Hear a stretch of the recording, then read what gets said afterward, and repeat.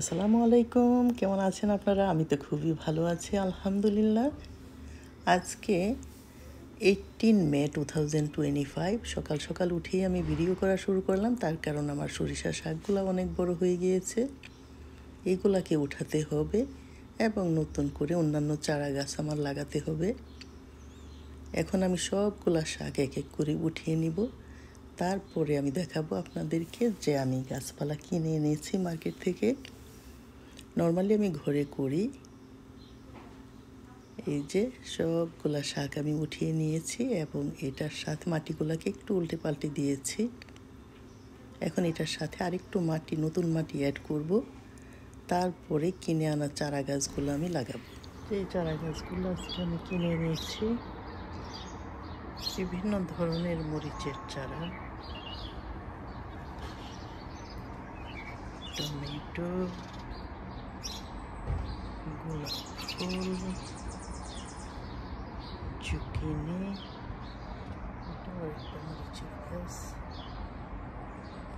সবগুলা শাক উঠিয়ে নিয়েছি। আর যে গাছগুলো আমি ওই যে মরিচের ছোট ছোট চারা, ফুলের চারা কিনে এনেছি, এগুলো আমি লাগিয়ে দিয়েছি। আজকে 18 মে, জুন, জুলাই, আগস্ট, সেপ্টেম্বর পর্যন্ত লাস্টিং করবে। তো দেখা যাক কতটুকু কি হয়। তো সবগুলাতে এই যে মরিচের চারা লাগিয়েছি, এটাতে দিয়েছি আমি জুকিনি। আর সেই যে গোলাপ ফুলের চারাটা এটার মধ্যে, মানে অল্প ছোট একটা পটের মধ্যে ছিল, তো সেই পটটা চেঞ্জ করে একটু বড় সাইজের পটের মধ্যে একটু বেশি মাটি দিয়ে দিয়েছি। বেশি করে মাটি দিলে হয় কি, ফলনটা বেশ ভালো আসে। আর আমি এখান থেকে শাক উঠিয়ে মাটিগুলাকে একটু উল্টে পাল্টে দিয়েছি, আবার নতুন করে মাটি কিছুটা অ্যাড করেছি, নতুন মাটি আর কি। তো নতুন মাটি দেওয়ার ফলে গাছপালা খুব ভালো হয়। সেই জন্য অবশ্য প্রত্যেক বছর আমি সব মাটি অর্ধেক করে ফেলে দিয়ে আর অর্ধেকটা নতুন মাটি দিই।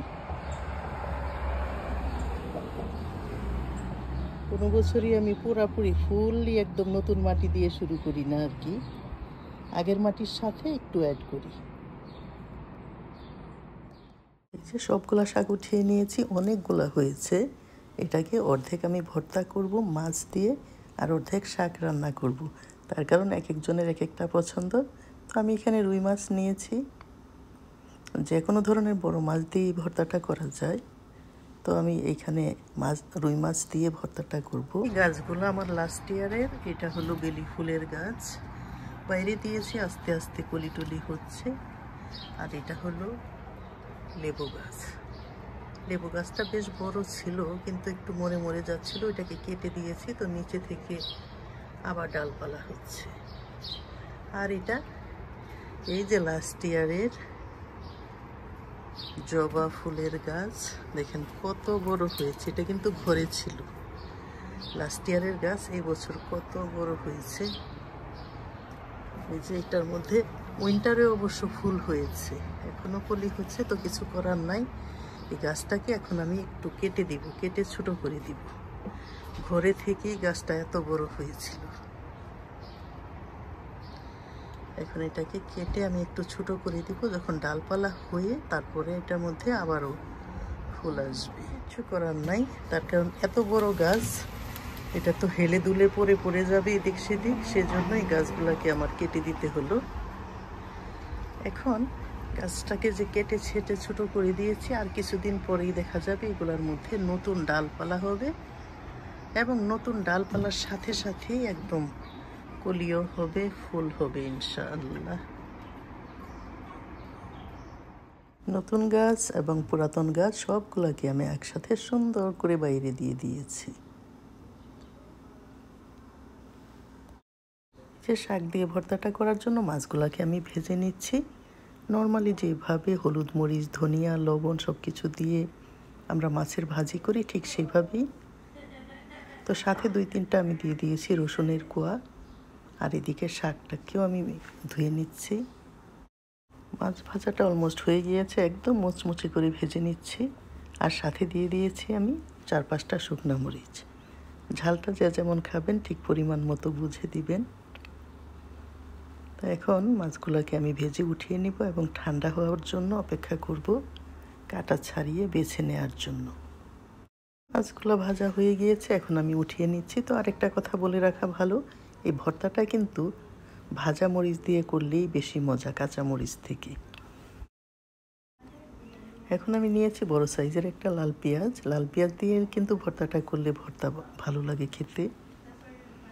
তো ভর্তার পরিমাণ বুঝে পেঁয়াজটাকে কেটে নিব এখন কুচি কুচি করে, আর সাথে কেটে নিব শাকগুলোকেও একদম কুচি কুচি করে কেটে নিতে হবে।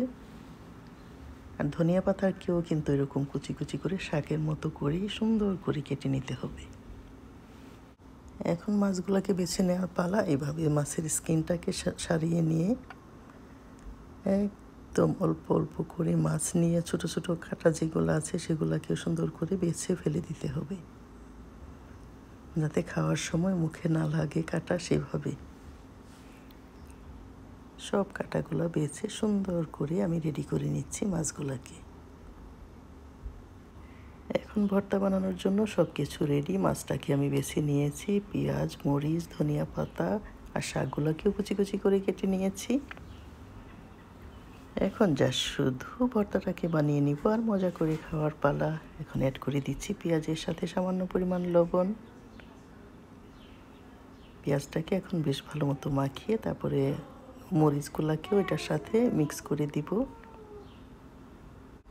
পেঁয়াজ মরিচের সাথে যে 3 কোয়া রসুন আমি ভেজে নিয়েছিলাম সেটাকেও অ্যাড করে দিচ্ছি, সুন্দর করে মেখে নিচ্ছি একসাথে। এখন দিয়ে দিলাম আমি বেছে রাখা মাছ।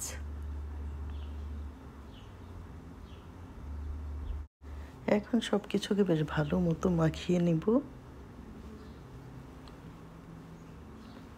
এর সাথে আমি অ্যাড করে দিব সরিষার তেল। ইচ্ছা করলে এখনই কিন্তু এই ভর্তাটা খাওয়া যাবে মাছ ভর্তা হিসাবে। এই যে আমি দিয়ে দিলাম সরিষার তেল, যেটা না দিলেই নয়, ভর্তা মানেই তো সরিষার তেল দিয়ে মাখাতে হবে।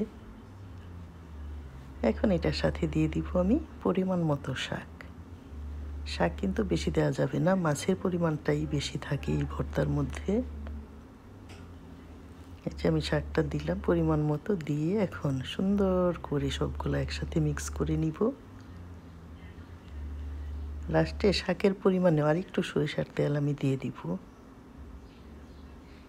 বেশ ভালো মতো মাখিয়ে নিলেই হয়ে যাবে সরিষার শাক দিয়ে রুই মাছের ভর্তা।